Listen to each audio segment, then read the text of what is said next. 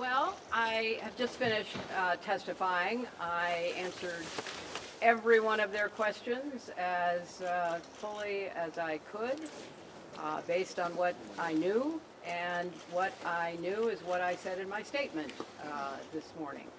I never met Jeffrey Epstein, never had any connection or communication with him. I knew Ghislaine Maxwell casually as an acquaintance, but whatever they asked me, I did my very best to respond. It was disappointing that they refused to hold a public hearing, so I wouldn't have to be out here characterizing it for you. You could have seen it for yourself. We had asked for that. We think it would have been better for the committee and its efforts to gather whatever information they are seeking. We had a bit of a challenge in the beginning because we had agreed upon rules based on the fact it was going to be a closed hearing at their demand, and one of the members violated that rule, which was very upsetting because it suggested that they might violate other of our agreements. So we had to cease the hearing for a period of time until we could get assurances that no rules would be broken going forward, and we returned to answer questions repetitively, literally over and over again. I don't know how many times I had to say I did not know Jeffrey Epstein. I never went to his island. I never went to his homes. I never went to his offices. So it's on the record numerous times. It then got, at the end, quite unusual because I started being asked about UFOs and a series of questions about Pizzagate, one of the most vile, bogus conspiracy theories that was propagated on the internet, that was serving as the basis of a member's questions to me. So I can only say that the best exchange that I had came at the very end, when, contrary to every other deposition they have taken, no Republican member asked any questions about Jeffrey Epstein or Ghislaine Maxwell to anyone else they have deposed. And in fact, the Republican members didn't even show up for the deposition of Les Wexner. And when I said that, I had to point out that the only questions that any Republican member asked of any of the people they deposed was of former Attorney General Bill Barr, when Chairman Comer asked him about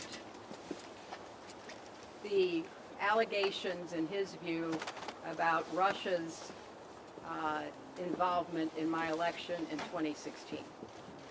So at the very end of this hearing, after I made that point, I want to commend Chairman Comer for raising a series of significant questions that I responded to about the nature of the investigation and the areas that I thought should be explored.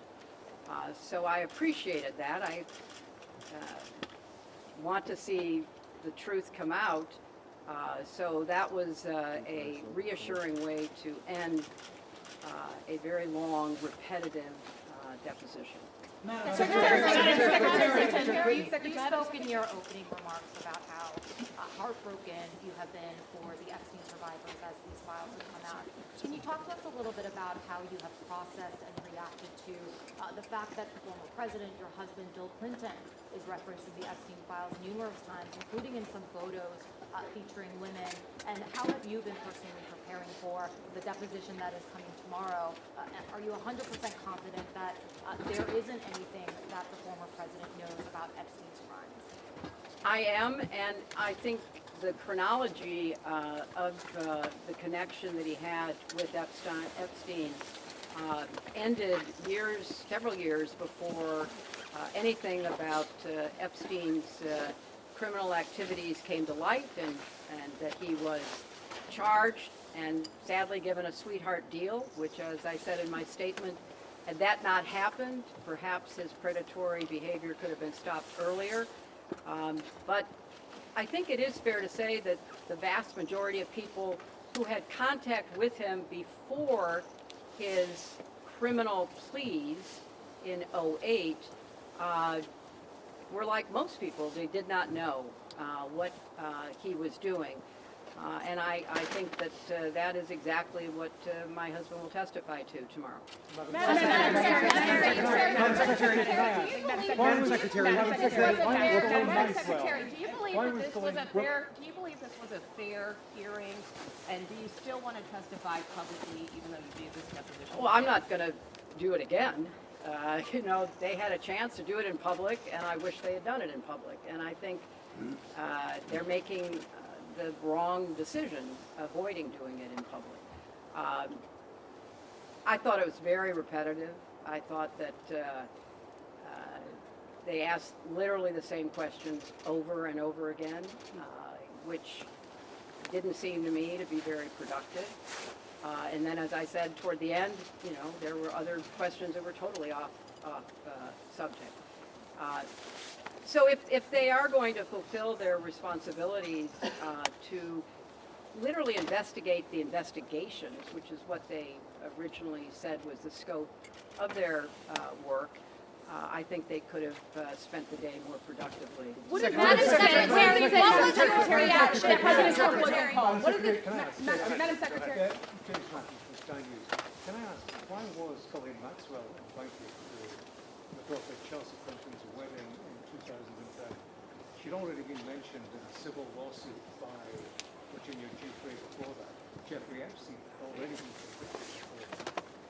She came as the +1, the guest of someone who was invited.